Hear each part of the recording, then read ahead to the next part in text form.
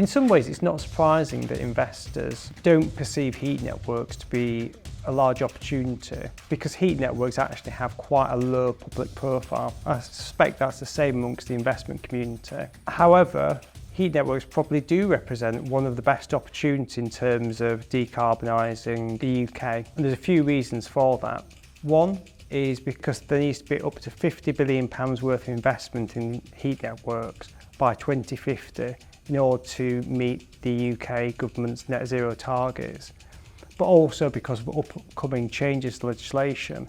Amongst the changes to legislation is going to be the introduction of heat network zoning, which will mandate that a number of buildings have to connect to heat networks, and that's going to be a real game changer.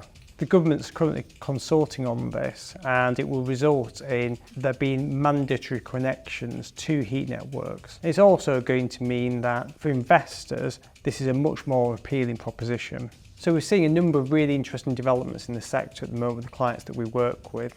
They're exploring things such as mine water heat, sewer source heat, heat from energy from waste plants, and parties are also looking at taking heat from things such as data centres. There are lots and lots of different sources of heat which we can exploit.